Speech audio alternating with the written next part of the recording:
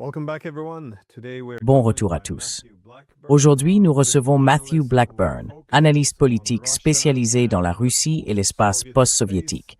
Il publie régulièrement dans The National Interest et Responsible Statecraft. C'est donc un plaisir de vous revoir. Merci de m'avoir invité.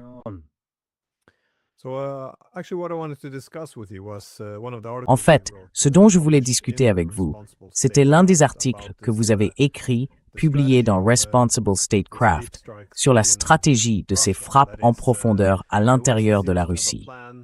Autrement dit, l'Occident semble avoir un plan, porter la guerre en Russie, comme il ne cesse de le dire. Ces frappes en profondeur consistent notamment à viser des cibles commerciales pour nuire à l'économie, mais aussi pour faire ressentir la guerre à la société civile russe. L'objectif général serait donc que les Russes fassent pression sur le Kremlin pour qu'il mette fin à la guerre. Et de mon point de vue, cela ressemble bien à une stratégie risquée. Il est donc surprenant qu'il y ait si peu de discussions à son sujet et sur les hypothèses sur lesquelles elle repose. Je voulais donc vous interroger sur cette stratégie.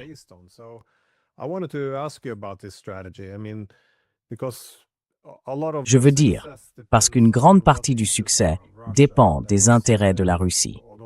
C'est-à-dire aussi, quelle est la perception des menaces par la Russie? Quelles sont les pressions politiques internes? Encore une fois, Poutine doit trouver un équilibre entre beaucoup de choses, entre de nombreux groupes d'intérêts. Et je pense que, souvent, une grande partie de cette analyse se perd quand on se contente de présenter Poutine comme cette figure de dictateur qui gouverne seul et qui n'a pas à tenir compte de toutes ces considérations. Mais, pour revenir au début, je me demandais si vous pouviez exposer cette stratégie de l'Occident avec ses frappes dans l'arrière-pays russe. Comment elle est menée, ce qu'elle est censée accomplir, mais aussi ce qui manque, au fond, dans ce plan ou dans cette analyse.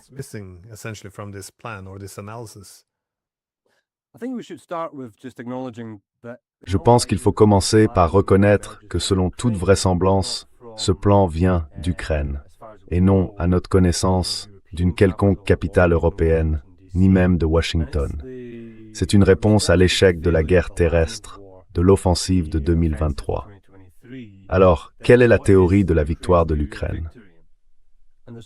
Le soi-disant plan de victoire est présenté à Washington dans les mois qui précèdent l'élection présidentielle de 2024. Et Biden ne l'accepte pas, ne lui donne pas son feu vert. Le plan, c'est que l'Ukraine donne ses minerais, qu'elle obtienne une garantie de sécurité et qu'elle ait aussi la possibilité de lancer ses nouvelles frappes en profondeur sur la Russie. Biden ne voulait pas le faire.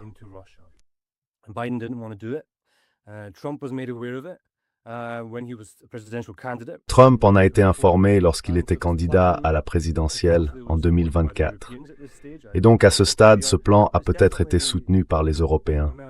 Ce n'est pas très clair pour moi, mais il émane clairement de Kiev. Et vous savez, l'idée selon ce plan, c'est que la Russie et Poutine ont mené cette guerre avec une certaine nervosité vis-à-vis de l'opinion publique, avec des préoccupations de stabilité politique et de stabilité macroéconomique. Et que si l'on augmente les enjeux, pour ainsi dire, alors la Russie pourrait céder, si l'on considère cela comme une partie de poker. Et au début, bien sûr, cette campagne ne commence pas immédiatement lorsque Trump arrive au pouvoir en janvier 2025. Elle a été introduite très progressivement, comme à contre-cœur, avec l'espoir que Trump l'approuve.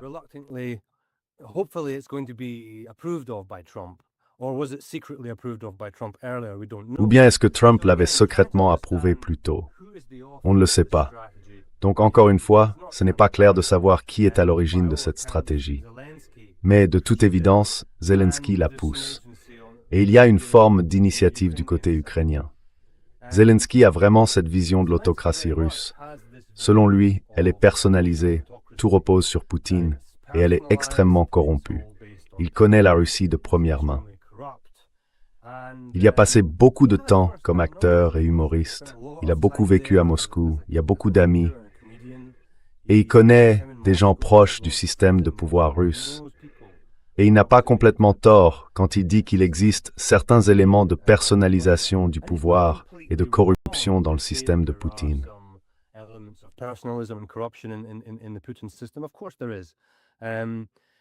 Bien sûr que si.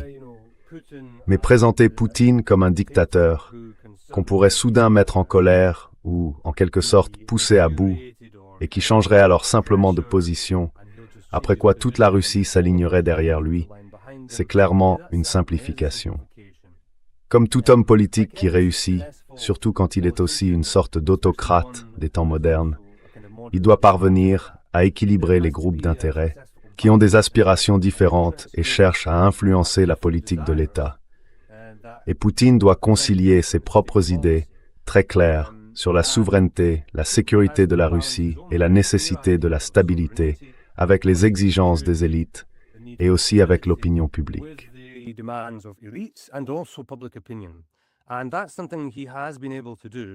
Et c'est quelque chose qu'il a réussi à faire, en recourant parfois à certaines techniques répressives et manipulatrices, mais aussi en prenant des mesures qui lui valent un certain soutien parmi les élites et dans la population. Donc je pense que l'idée générale selon laquelle on peut accroître les souffrances de la population russe et susciter du mécontentement n'est pas totalement dénuée de fondement. Si l'on examine les données de sondage, comme nous le faisons dans cet article, et que l'on regarde comment elles ont évolué au cours de la guerre à mesure que les coûts ont augmenté, on constate que les personnes interrogées qui considèrent la guerre de manière plus pragmatique, comme un moyen d'atteindre un objectif concret, on dépense des ressources pour améliorer la sécurité de la Russie, on dépense des ressources, on supporte certains coûts, mais en contrepartie, le statut géopolitique de la Russie s'améliore, sa position s'améliore.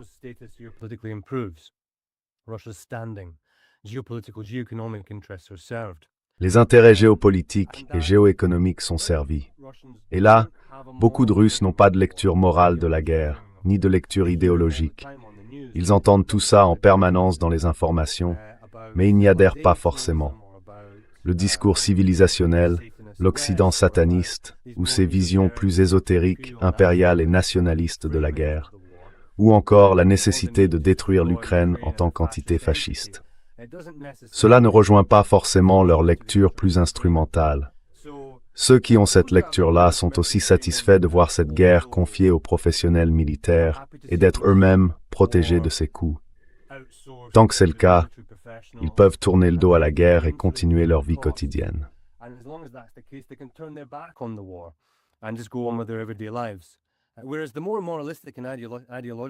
Alors que les soutiens à la guerre les plus moralistes et idéologiques ont tendance à être des militants, des bénévoles, à donner de l'argent, à suivre activement les chaînes Telegram et à réfléchir à la guerre. Ils deviennent des patriotes engagés et actifs. Et dans ce processus, certains deviennent des patriotes critiques. Ils commencent à se demander pourquoi Poutine mène-t-il la guerre de cette manière. Ça semble dysfonctionnel. Il faut davantage de ressources. Il faut agir davantage. On a donc une sorte d'électorat patriotique et belliciste qui constitue une minorité des Russes. Et puis il y a une majorité plus détachée, dépolitisée, pragmatique, qui soutient malgré tout l'idée de la guerre de Poutine. Ces gens pensent que la Russie ne peut pas perdre. Ils ont bien une loyauté envers leur pays.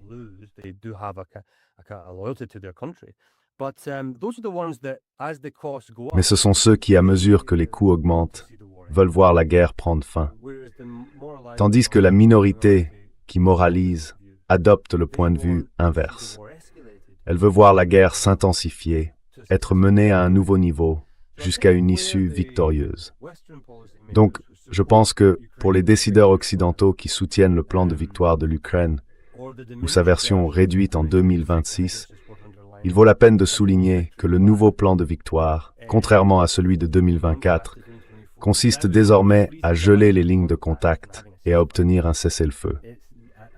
Il y a le plan des E3, qui cherche encore à faire payer la Russie pour diverses choses liées à l'Ukraine.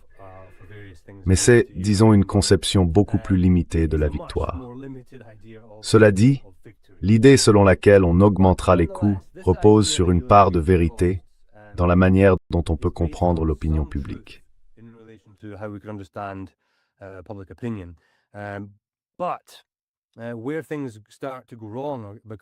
Là où les choses commencent à mal tourner, ou là où ça devient une erreur de calcul, à mon avis, c'est de croire que si l'on mécontente la majorité instrumentale, elle deviendra alors un facteur de pression sur Poutine qui le poussera à faire une quelconque concession. Qu'il finira par dire « Bon, d'accord, cessez le feu, vous m'avez eu, je suis acculé maintenant », parce que cette majorité instrumentale, passive et dépolitisée est mécontente. Elle est mécontente, mais elle ne fera rien. Parce que dans la Russie en guerre, comme dans beaucoup d'autres pays en guerre, il manque des dirigeants qui pourraient intervenir et essayer de tirer parti de ce sentiment. Il y a un parti politique en Russie, peut-être le seul, dont le dirigeant est Yavlinsky, le parti Yabloko.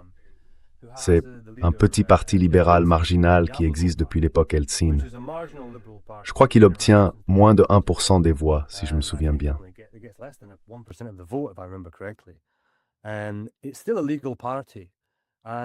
C'est toujours un parti légal. Et Yavlinsky fait partie des principales voix qui appellent à mettre fin à la guerre parce que son coût est trop élevé. Il n'est pas nécessaire de continuer. Certains éléments laissent penser que des gens à la Banque centrale et au ministère des Finances sont du même avis. Il y a ce qu'on appelle le bloc économique autour de Poutine, qui estime que le coût de la guerre a échappé à tout contrôle et que l'économie va surchauffer. Il y a donc une logique pragmatique solide à mettre fin à cette guerre. Mais plusieurs membres du parti d'Yavlinsky, Yabloko, ont été arrêtés. Et je ne pense pas qu'ils seront en mesure de défendre ouvertement leur position auprès de la population russe lors des prochaines élections à la Douma. Et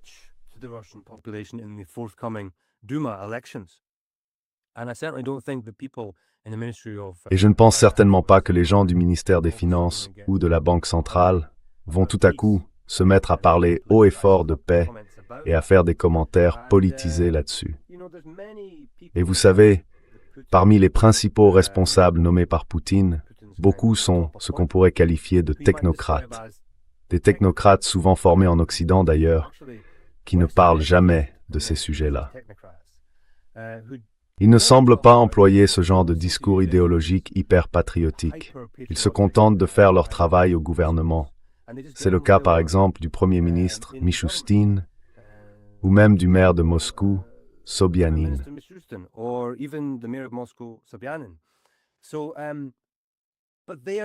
Mais ils se taisent, c'est ça que je veux dire. Ils ne vont pas lancer une campagne bruyante en faveur de la paix. Et ceux qui auraient pu la mener ont, pour la plupart, quitté la Russie en 2022. Ce sont les gens qui étaient davantage prêts à prendre des risques, à descendre dans la rue et à porter une pancarte. Donc, je pense que c'est la grande erreur de calcul, croire qu'on peut augmenter les coûts et que cela forcera la main de Poutine. Et comme le savent beaucoup d'autres commentateurs, ou toute personne ayant des connaissances élémentaires en histoire militaire, les tentatives passées d'utiliser des campagnes de bombardement massifs pour briser la volonté de l'adversaire de combattre ont échoué.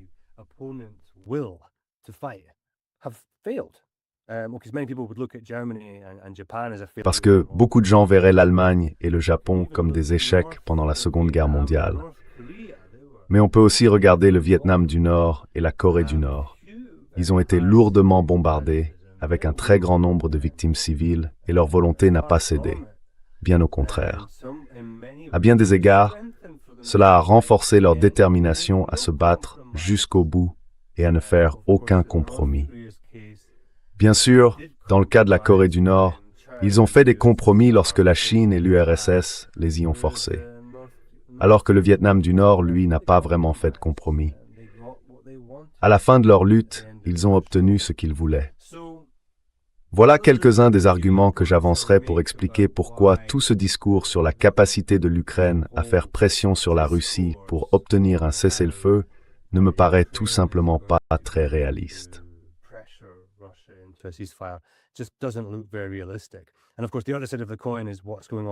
Et bien sûr, l'autre face de la médaille, c'est ce qui se passe en Ukraine en ce moment.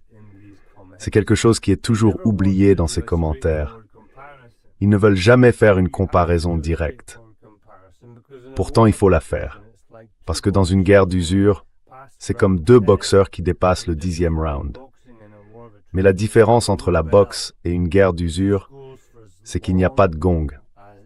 Ça continue aussi longtemps qu'il le faut, jusqu'à ce qu'un des deux boxeurs meure ou s'effondre. Et c'est là qu'il faut regarder les deux boxeurs, voir dans quel état ils sont, pour comprendre lequel cédera à la pression, lequel craquera le premier.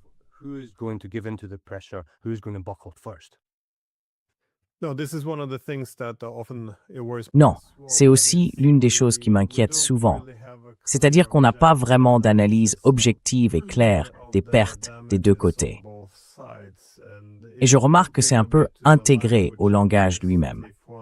Si quelqu'un soutient que, en réalité, les Ukrainiens subissent davantage de pertes et qu'on peut citer n'importe quel chiffre, par exemple sur les drones ou l'artillerie, alors ce serait immédiatement écarté parce que ce serait perçu comme une chose pro-russe à dire. Parce que ça remet en cause la croyance dans la guerre. Et s'il n'y a pas, vous savez, cela pourrait affaiblir le soutien de l'opinion publique à la guerre et au financement. Donc ça devient une prophétie autoréalisatrice.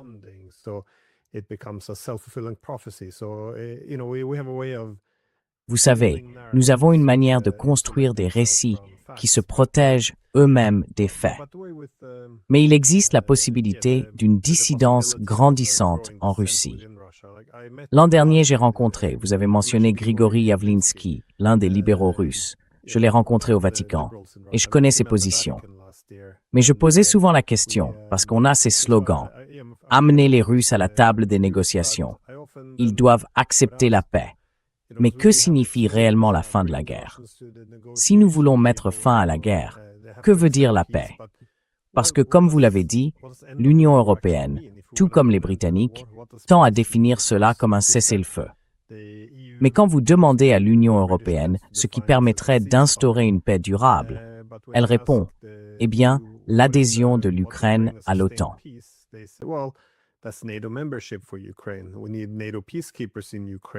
Il nous faut des soldats de maintien de la paix de l'OTAN en Ukraine. Tous les territoires, y compris la Crimée, doivent repasser sous contrôle ukrainien, ce qui les placerait alors de fait sous influence de l'OTAN. Et pour y parvenir, il y a aussi, comme vous l'avez dit, les réparations. L'Union européenne veut de l'argent parce qu'elle a prêté beaucoup d'argent à l'Ukraine et qu'elle doit, vous savez, puiser dans les fonds russes qu'elle a gelés. Donc, même s'il y avait un cessez-le-feu, il semble que ce ne serait qu'une pause temporaire. Car pour la Russie, cela pourrait être perçu comme problématique. Et il faut alors revenir à la perception de la menace du côté russe, un sujet dont beaucoup de gens en Occident n'aiment même pas souvent parler. Les Russes y voient une menace existentielle.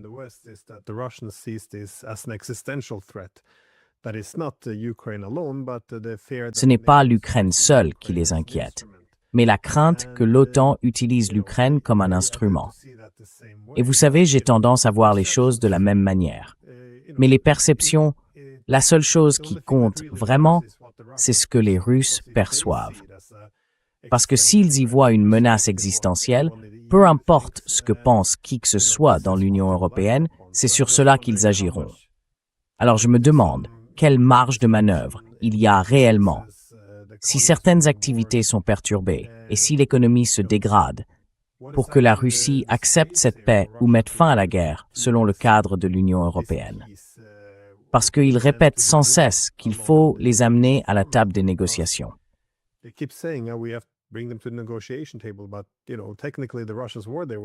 Mais vous savez, techniquement, les Russes étaient là avec les États-Unis. Les Européens ne les appellent pas. Les Américains ont mis un accord sur la table, apparemment à Anchorage, et les Russes ont dit « D'accord, très bien, on part là-dessus ». Puis semble-t-il, les Américains sont revenus en arrière. Donc je me demande sur cet aspect-là de l'équation. Autrement dit, nous forçons les Russes à venir à la table des négociations. Qu'est-ce que l'Union européenne exige exactement à cette table? Parce que le niveau de pression nécessaire dépend de l'objectif qu'on veut atteindre.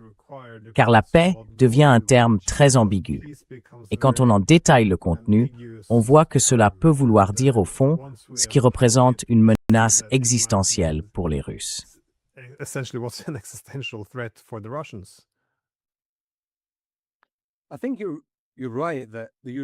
Je pense que vous avez raison. Les Européens ne proposent pas une issue viable à cette guerre. Ce qu'ils proposent au fond, c'est de dire « appelons ça un match nul, un cessez-le-feu, et oublions toute cette affaire. Nous nous occuperons de l'Ukraine. Vous gardez vos morceaux de territoire et nous ne les reconnaîtrons pas. Et ce serait une sorte de paix dont on ne sait pas très bien ce qu'elle serait, ni à quoi elle ressemblerait. Donc, je pense que c'est voué à l'échec, parce que tout cela part d'un conflit politique. Il y a un conflit politique au cœur de cette affaire. Prétendre qu'il n'y a pas de conflit politique au cœur de cette affaire, c'est dénaturer la nature même du conflit. Et c'est ce qui se fait constamment.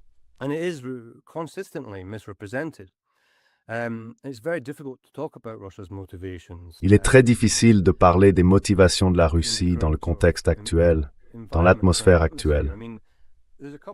Je veux dire, les commentateurs occidentaux avancent régulièrement quelques idées sur ce que la Russie considère comme une menace. Je pense qu'il vaut la peine de les signaler et peut-être de soulever quelques questions à leur sujet.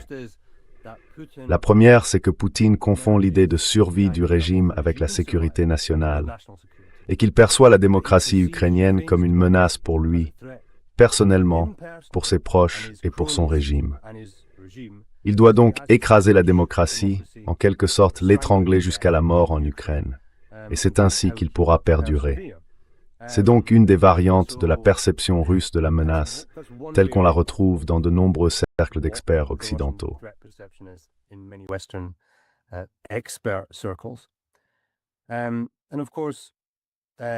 Et bien sûr, d'accord, il y a peut-être une part de vérité là-dedans.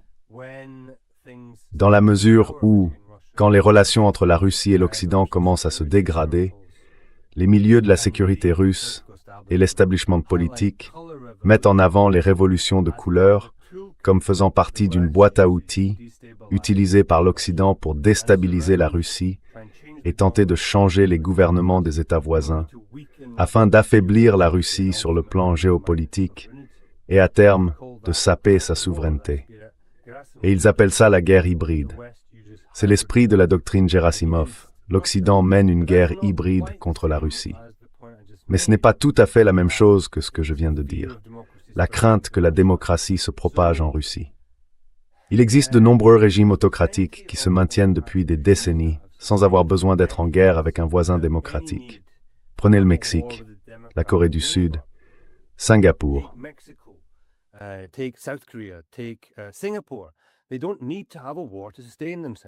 Ils n'ont pas besoin d'avoir une guerre pour se maintenir. Et une autre façon de réfuter cela, c'est toute cette idée de guerre de diversion. Poutine devrait mener cette guerre, d'une manière ou d'une autre, pour détourner l'attention de la population de la corruption et de l'incompétence de son gouvernement. Mais en 2021, il n'y a aucune campagne médiatique visant à préparer la population russe à une grande mobilisation et à une grande guerre. Ce n'est pas nécessaire, parce que les taux de popularité de Poutine sont déjà remontés à des niveaux plutôt bons vers le milieu de 2021. Et la population n'est pas préparée à cette guerre. Donc selon moi, c'est une idée fausse que de simplement présenter cela comme une opposition entre autocratie et démocratie, comme si c'était la nature fondamentale du conflit. Et c'est une façon très dangereuse de présenter le conflit. Cela veut dire que ça veut essentiellement dire qu'il ne peut pas être résolu tant que l'autocratie n'est détruite, que la démocratie n'est pas détruite, n'est pas détruite.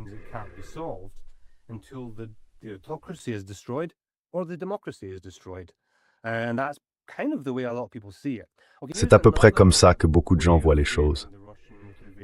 Voici une autre manière de présenter les motivations russes, qui selon moi est trompeuse. Même si là encore elle contient une part de vérité. Poutine voudrait dominer ses voisins post-soviétiques et leur retirer leur souveraineté. La Géorgie, la Moldavie et l'Ukraine sont les exemples généralement cités. Et il y a une part de vérité là-dedans, dans le sens où la sécurité nationale russe, telle qu'elle est perçue au Kremlin, exige que la Russie dispose d'un certain levier dans ces pays, afin d'avoir le sentiment que sa voix est entendue. Et les Russes ne veulent pas que ces pays deviennent ouvertement hostiles à la Russie, qu'ils ferment leurs frontières et qu'ils rejoignent l'OTAN. Je veux dire, c'est une préoccupation sécuritaire assez classique pour n'importe quel grand pays.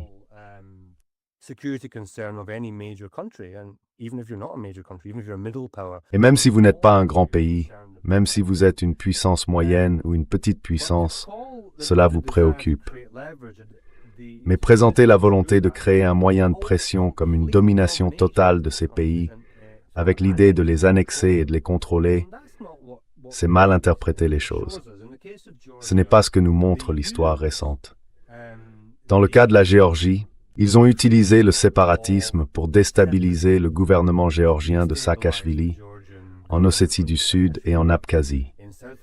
Ils s'en sont servis comme d'un mécanisme pour dire « Eh bien, nous pouvons vous créer beaucoup de problèmes si vous essayez d'adhérer à l'OTAN, et nous pouvons rendre cette adhésion impossible. » Et cela a fonctionné dans le cas géorgien.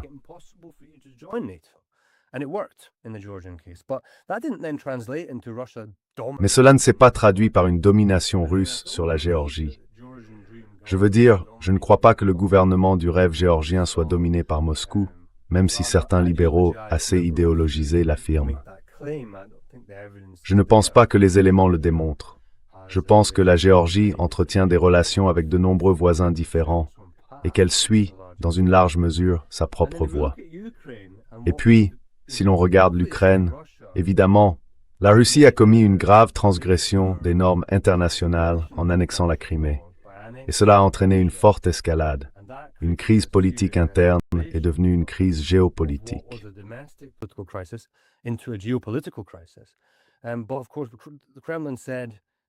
Mais bien sûr, le Kremlin disait agir ainsi parce que nous soutenions, parce que l'Occident soutenait un coup d'État. Or, la Russie faisait simplement la même chose qu'en Géorgie. Elle instrumentalisait un mouvement séparatiste pour freiner l'expansion de l'influence occidentale dans cet État voisin. Et elle a aussi réussi, dans la mesure où l'Ukraine ne pouvait pas rejoindre l'OTAN et où le processus de Minsk II a été mis en place. Mais Minsk II a-t-il été un succès? Un outil de domination russe? C'est souvent ce qu'affirment les nationalistes ukrainiens. Pourtant, selon tous les témoignages, s'il avait été appliqué, ces régions seraient revenues à l'Ukraine, et cette guerre n'aurait peut-être jamais atteint l'ampleur qu'elle a aujourd'hui dans le pays.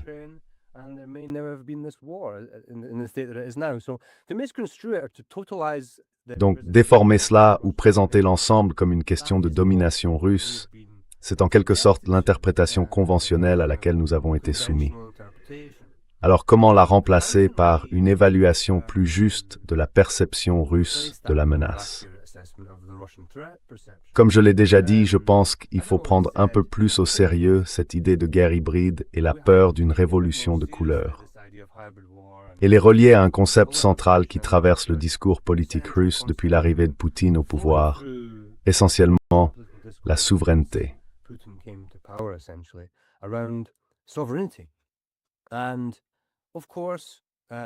Et bien sûr, vous savez, beaucoup de gens rejettent le discours sur la souveraineté en y voyant une sorte de couverture pour l'impérialisme russe.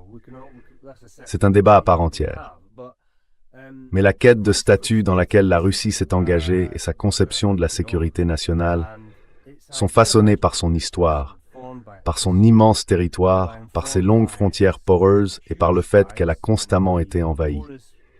Cela exige des zones tampons, ou la conviction que certaines régions autour de son territoire sont sûres ou neutres. Je veux dire, c'est un fait observable de l'histoire russe. En tant que spécialiste des études de sécurité, ce n'est pas contestable. Et si vous regardez la conception que Poutine a de la souveraineté, elle est assez westphalienne et assez démodée pour la mentalité européenne, de 1989 jusqu'à aujourd'hui.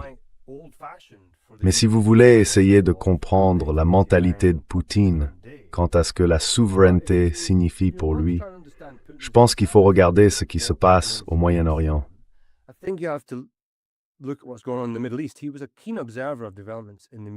C'était un observateur attentif des évolutions au Moyen-Orient. Et pour Poutine, ce qui s'est passé au Moyen-Orient, c'est que l'Occident y a complètement annulé le concept de souveraineté des États. Ils ont renforcé Israël. Ils se sont attaqués à tous les pays qui poursuivaient leur propre programme souverain et indépendant, la Libye, l'Irak, l'Iran, la Syrie, etc. Ils ont employé toutes sortes de moyens pour les affaiblir. Un blocus économique, le renversement du gouvernement ou l'invasion du pays, une invasion à grande échelle, ou encore l'assassinat du dirigeant, comme Kadhafi par exemple. Et de l'autre côté, ils ont soutenu les gouvernements pro-occidentaux en tant qu'États clients. L'Égypte, la Jordanie, l'Arabie saoudite, les États du Golfe.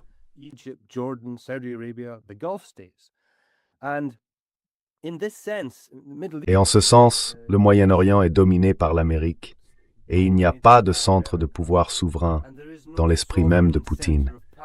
Ce que Poutine veut faire, c'est donc empêcher que cela ne se produise dans l'espace post-soviétique. C'est ainsi que je comprends sa vision. Ce n'est pas mon point de vue, ce n'est pas mon opinion sur ce qu'il faudrait faire. Mais c'est ma lecture, au mieux, de ce que je peux comprendre de ses écrits et de ses discours au cours des dernières décennies.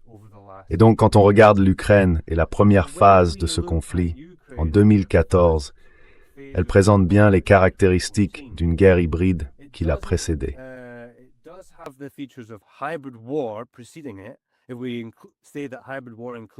Si l'on dit que la guerre hybride consiste à soutenir, à s'ingérer dans la politique intérieure d'un pays, en l'occurrence l'Ukraine, et à essayer de mettre ses propres hommes au pouvoir par tous les moyens, les Russes observent cela, et c'est pour ça qu'ils ont annexé la Crimée. L'annexion de la Crimée est leur réponse à ce qu'ils perçoivent comme des activités hybrides occidentales en Ukraine. Et donc, reconnaître que les Russes perçoivent la guerre hybride menée par l'Occident comme une menace pour leur sécurité fondamentale, c'est presque impossible aujourd'hui. Entre 2014 et 2022, il était déjà assez difficile de faire passer cette idée. Et ça l'est toujours.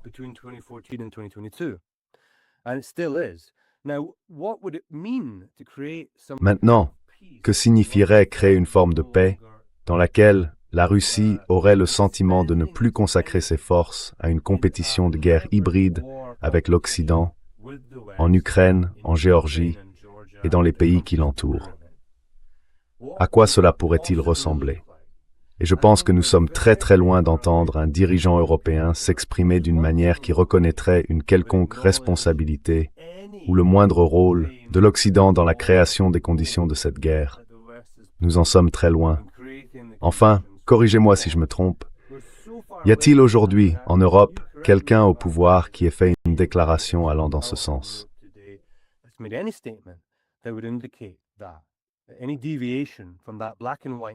Toute divergence par rapport à ce récit manichéen d'une pure agression russe, d'un pur impérialisme russe, d'une volonté purement autocratique d'éteindre l'État démocratique et d'absorber des territoires. Et si cette version, disons pour les besoins de l'argumentation, est correcte, alors nous devons avoir une troisième guerre mondiale avec la Russie. Nous devons réellement détruire le régime de Poutine, n'est-ce pas? Parce que nous ne pouvons pas avoir la paix. Mais ce n'est pas la direction que prennent les dirigeants européens. Ils vont vers ce qui n'est ni la guerre ni la paix, ce qui était bien sûr une citation de Trotsky, qui pensait qu'après la révolution d'octobre, on pouvait n'avoir ni la guerre ni la paix avec les Allemands.